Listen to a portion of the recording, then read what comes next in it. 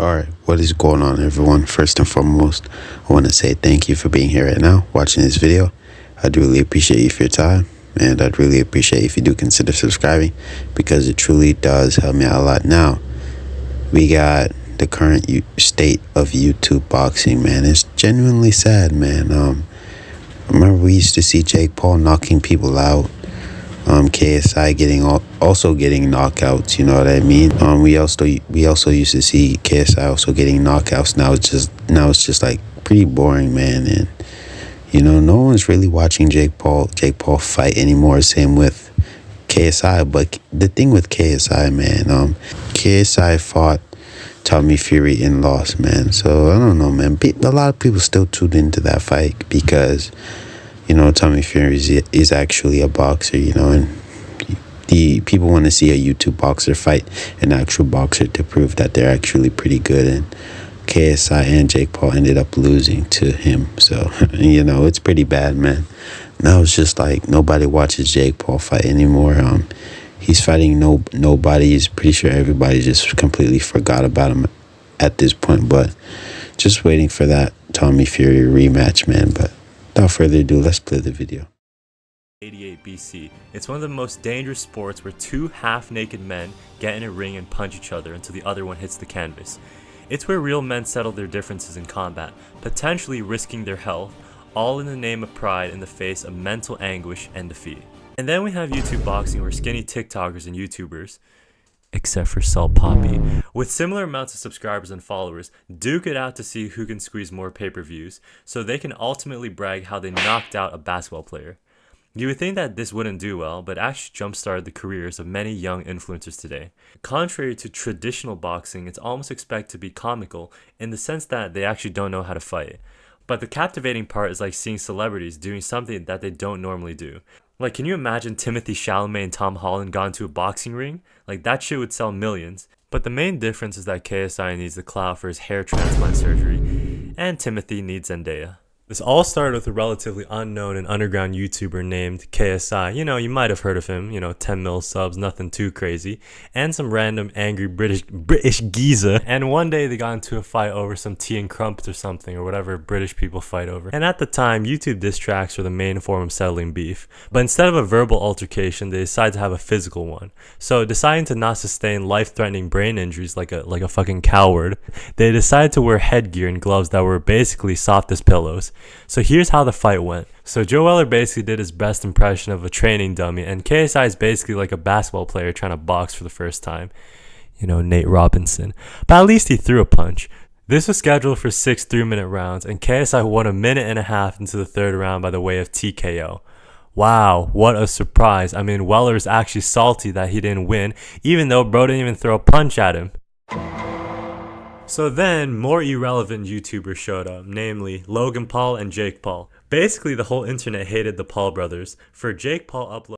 Bro, basically the whole point of this is just like if you have a status, if you have a following, a pretty big one, and just step into a boxing ring with another person that has a big status and a big following, basically their following is gonna watch the fight, you know what I mean, which is a lot of people. So it's just like people are just paying, their fans or whatnot are paying to see these fights, and it's making them rich, bro. So but Jake Paul, otherwise, it's just like he's trying to take this way too serious, which is nothing wrong with that. But bro, it's embarrassing, man, especially when you see the people he's fighting, bro. It's just like, come on, man, fight actual boxers. But let's keep playing the video.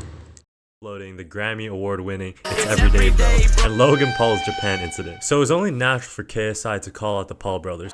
Jake Paul, Logan Paul, any of the Pauls, I don't care. And so the fight happened. KSI was set to fight Logan Paul and his younger, actual irrelevant brother Deji fighting Jake Paul. And so they decided to amp up the intensity a little bit. They were still using headgear, but now they're using more compact 12-ounce gloves. In case I knew this would be an entirely different fight and that Logan Paul was no Joe Weller. He knew that Logan would actually punch, and also he would punch back a lot harder.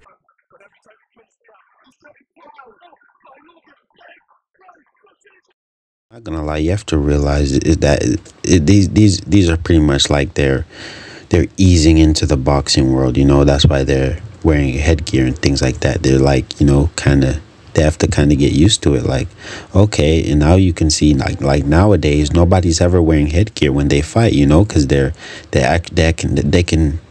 they've eased their way into the boxing world. Be like, okay, I can take a punch now. You get what I mean? It's none too bad, but yeah, man. Let's keep going. And also, Logan was several inches taller than the supposed 6-foot KSI, 5'11". And Logan also had more mass, pause, and a longer jab, and also some high school wrestling experience that made this fight tilt in Logan's favor. So once again, both fighters talked a lot of smack. And after the fight, you can go fucking suck his mom. Yeah, go suck my mom? Yeah, suck it. But once they got into the ring, they basically still didn't know how to fight. So the fight ended in a majority draw, which brought on a lot of speculation that the fight was rigged. Oh yeah, and I forgot to mention, while all this was happening, Jake Paul beat the absolute brakes off Deji. Alright, so at this point, neither one of these guys were going to back down, as both their egos were literally as big as KSI's forehead. So keep in mind that both these guys had a massive social media presence, so the stakes were actually really high. Both KSI and Logan knew that the winner's fanbase would eternally clown on the loser, especially with KSI's subreddit fiending to flame literally anyone they could reach. Also, KSI's little bro got absolutely demolished by Jake Paul, so KSI was fighting for the Olatunji name. This time, they had no headgear and 10-ounce gloves, and up to this point, all the fights were considered amateur boxing matches until this one. In their professional debut, KSI looked a lot better in terms of his conditioning, but his technique was still kind of subpar. Once again, the match went the distance, and it was up to the judges' scorecards to decide who would win. However, before this, there's a point deduction in favor of KSI from an illegal rabbit punch that resulted in a 2-point deduction for Logan. And this is basically the deciding factor for the winner by split decision, Now it's even Steven between the Olatunjis and the Pauls, and Mr. Everyday Bro was not happy about this. They basically went back and forth calling each other out, saying, sign the contract, sign the contract. But in the end, KSI used... I'm not gonna lie, you kind of have to respect it because, when they first started, they were amateurs, but they're slowly easing in and like, okay, I can get a handle of this, you know what I mean? I can get a hand of this, get better every time, improve. And Jake Paul ended up fighting an actual boxer, and he wanted to take everything serious, and so did KSI, man. It got to the point where they just started to take everything very, very serious and wanted to make it to the pros. But at the end of the day, man, when they do things like this, when YouTube is actually box, bro, it generates a lot of money and a lot of pay-per-views. So, and it seems like they have fun doing it. So I mean, why not? Trash music as an excuse to avoid the fight entirely. Jake Paul then went on an absolute rampage on retired basketball stars and MMA fighters, asserting his dominance on a 39-year-old Ben Askren who looks like he was paid to take the fall. But KSI wasn't gonna let this slide either. Bro built his credibility off of equally trash opponents from the likes of boxing legends Swarms and Luis Alcaraz Pineda. Wait, what's this? Jake fights an actual boxer? I guess he got bored of basketball players, so instead he went for the reigning heavyweight champion, Tyson Fury's half-brother, Tommy Fury. And this dude is no joke. Like, this dude is built like Geodude from Pokemon. And as much as everyone clowned on Jake, he actually had proper technique and also was undefeated at this point. So he had the credibility to fight the also undefeated Tommy Fury. And this is a pretty good matchup as both of them had a lot to lose. Like, I'm pretty sure Tyson Fury would disown Tommy if he actually lost to the Disney Channel kid. But in all honesty, this is a pretty close match as both men came out hard, pause. But Fury got the slight edge over Paul for every round other than the third. But surprisingly, in the last round, Paul actually landed a knockdown on Fury, which was huge for Paul. However, in the end, Fury still managed to outbox Jake, but it was far closer than anyone could have imagined. Tommy TNT.